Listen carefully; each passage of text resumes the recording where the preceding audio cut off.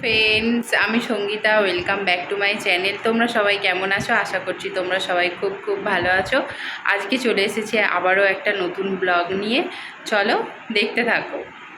ভিডিওটার থাম্বনেল দেখে তোমরা নিশ্চয়ই বুঝতে পেরেছো আজকে একটা তোমাদের কাছে সম্পূর্ণ নতুন ভিডিও নিয়ে চলে এসেছি। আমি কিভাবে আলমারি পরিষ্কার করি আর জামা কাপড় সব ঠিকঠাকভাবে গুছিয়ে রাখি সেগুলোই আজকে তোমাদের সাথে শেয়ার করব। দেখছো আমি শাড়ি পেয়েছি, কিন্তু শাড়ির সাথে যে কি ম্যাচিং ব্লাউজ পরবো সেটা খুঁজে পাচ্ছি না। যখন কোথাও যাই এটা আমার সাথে প্রায়ই হয়ে থাকে, তখন আর কিছু খুঁজে পাই না, সব কিছু বার করে আমাকে আবার নতুন করে খুঁজতে হয়। তাই ভাবলাম আজকে আলমারি থেকে সব বার করে আবার নতুন করে গোছাই, এটাই আজকে তোমাদের ব্লগে শেয়ার করব। এখন আলমারি থেকে সব জামা কাপড় বের করে খাটের ওপর রাখলাম। দেখো কত জামা কাপড় বেরিয়েছে।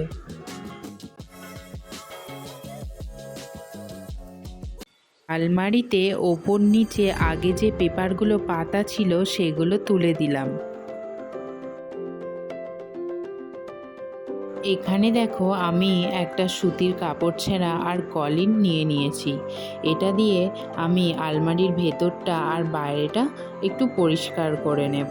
আমরা লক্ষ্য করে দেখবে আলমারির বাইরে ছাড়াও ভেতরেও অনেক ধুলো পড়ে। জামা কাপড় থাকলে সেটা বোঝা যায় না, জামা কাপড়গুলো তুলে নেওয়ার পর তখন দেখা যায় অল্প স্বল্প ধুলো পড়েছে। ধুলোই একটু ভালোভাবে পরিষ্কার করে নিলাম।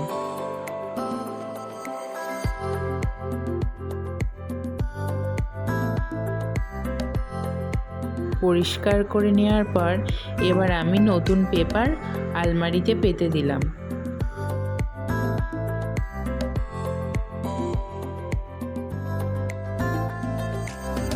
এখানে দেখো আমি একটা হ্যাঙ্গার নিয়ে নিয়েছি, হ্যাঙ্গারের মধ্যে একটা সিল্কের শাড়ি ঝুলিয়ে দিলাম। তোমরা লক্ষ্য করেছো কিনা জানি না, আমি প্রথমে সায়া রাখলাম, তারপর শাড়ি, তারপর এবারে আর আলাদা করে রাখলাম না। আলাদা করে রাখলে খুঁজতে খুঁজতে বাকি গোছানো জিনিসগুলো সব ঘেটে যায়। একসাথে রাখলে আমার খুঁজতে বা নিতে সুবিধা হয়। শাড়িটা নিয়ে এসে আলমারির এক পাশে ঝুলিয়ে দিলাম। এখানে দেখছো অনেকটা জায়গা আছে, আরও অনেক শাড়ি ধরবে, তো চলো সেগুলো গোছাই। এগুলো দেখো একই কালারের সায়া ব্লাউজ দিয়ে ঝুলিয়ে দিলাম। তো আমি এখানে সবই সিল্কের শাড়িগুলো এইভাবে ঝুলিয়ে রাখলে সুন্দর থাকে।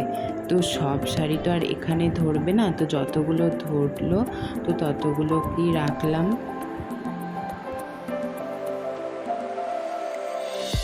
আর বাকি শাড়িগুলো শাড়ির ভেতরে সায়া ব্লাউজ ম্যাচিং করে পাশের খাপে রেখে দিলাম। কটা সিল্কের শাড়ি এইভাবে ঝুলিয়ে রাখলেই বোধহয় ভালো হতো, কিন্তু আমার যেহেতু জায়গা নেই তাই আমি ওই একই প্রসেসে এইভাবে ভাঁজ করেই রাখলাম। তো তোমাদের যদি জায়গা থাকে তোমরা সব কটা সিল্কের শাড়ি এইভাবেই ঝুলিয়ে রাখতে পারো, তাতে শাড়িগুলো খুব ভালো থাকবে। আর এইভাবে সায়া ব্লাউজ ম্যাচিং করে রাখতে পারো, রাখলে আলাদা করে তোমাদের হবে, শাড়ির সাথে ম্যাচিং করে সায়া ব্লাউজ খুঁজতে হবে না। শাড়ি বের করলেই তার সাথে সায়া ব্লাউজ বেরিয়ে যাবে। তোমাদের আমার মতো তাড়াহুড়ো করে খুঁজতে গিয়ে সব কিছু ঘেঁটে যাবে না। এখানে দেখো শাড়িগুলো রাখার পরেও নিচেটা কিছুটা ফাঁকা ছিল, কিছু এক্সট্রা কমন ব্লাউজ ছিল যেগুলো কিছু কিছু শাড়ির সাথে যায়, তো সেগুলোই এখানে গুছিয়ে রেখে দিলাম। এবার আমার উপরটা কমপ্লিট হয়ে গেছে। এবার চলো নিচেটা এবার আগেই পুরনো পেপারগুলো তুলে নিচেটা কলিং দিয়ে ভালো করে পরিষ্কার করে নিয়েছিলাম। এবার আমি নতুন পেপার পেতে দেব। আমার মনে হয় পেপার পেতে জামা কাপড় রাখলে বেশি সুন্দর থাকবে, তাই আমি পেপার পেতেই জামা কাপড়গুলো রাখি। এখানে দেখো সেই সিল্কের শাড়ি আর আমার শেষ হচ্ছে না, এখানেও একটা সিল্কের শাড়ি রয়ে গেছে, তাই আর ওপরে জায়গা নেই বলে এখানেই রেখে দিলাম।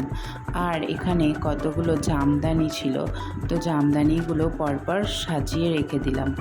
আর কিছু সুতির ছাপাও আছে আর তাঁতও আছে, এই তাঁতেরগুলো সুতির ছাপাগুলো একসাথেই পরপর রেখে দিলাম যাতে খুঁজতে। এই যে আমার হাতে দেখছো নীল রঙের শাড়ি, এটা হচ্ছে আমার রিসেপশনের শাড়ি, আর এটা হচ্ছে আমার বিয়ের শাড়ি। এই দুটো শাড়ি শাড়ি একসাথে নিচের খাপে রেখে দিলাম, কারণ এগুলো আমার সবসময় লাগে না। কোনো বিয়ে বাড়ি হলে ইচ্ছে গেলে পরি। আর এখানে দেখো চিকচিকির মধ্যে দুটো ওড়নাকে রেখে দিয়েছি, কারণ এই দুটো ওড়না আমার আর কখনো লাগবে না। আমার গ্রাউন্ড আর কিছু চুড়িদার ছিল, তো সেইগুলো রেখে দিলাম। এখানে কিছু নতুন সায়া ছিল যেগুলো এখনও পর্যন্ত পরা হয়নি, তো সেগুলো এই জামদানি শাড়ির ওপরটা ফাঁকা ছিল বলে ওখানেই কিছু ফুলহাতা ব্লাউজ, বাবানের গিফট পাওয়া জামা, এগুলো সব আমি নিচের থাকেই রাখলাম, কারণ এগুলো এখন আমার লাগবে না।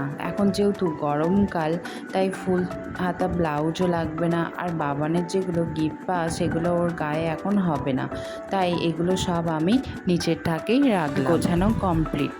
এবার দেখো আমি হাতে কিছু নিয়ে নিয়েছি ন্যাপথলিন। বাবান দেখো আমি দেবার আগেই দুটো ন্যাপথলিন তুলে নিয়েছে। আমি এবার শাড়ির মাঝে ফাঁকে ফাঁকে দিয়ে দেব। শুনেছি ন্যাপথলিন দিলে নাকি পোকামাকড় হয় না, তাই আমিও দিয়ে দিলাম। ন্যাপথলিন দেওয়ার পর এর নেক্সট বার যখন আলমারিটা খুলবে দেখবে একটা সুন্দর সেন্ট ছাড়ে। এই সেন্টটা আমার তো খুব ভালো লাগে, আর দেখবে জামা কাপড়েও সেন্ট হয়ে যায়। যারা আমার মতো ন্যাপথলিন দাও তারা আমাকে প্লিজ কমেন্ট করে জানিও, আর যারা এখনও পর্যন্ত দাওনি তারা একবার দিয়ে দেখতে পারো, তোমাদেরও খুব ভালো লাগবে। এবার আমার জামা কাপড় গোছানো কমপ্লিট হয়ে গেছে, তো আজকের মতো ভিডিওটা আমি এখানেই শেষ করলাম। আবার তোমাদের সাথে পরের ভিডিওতে দেখা হচ্ছে। চলো, টাটা। Bye.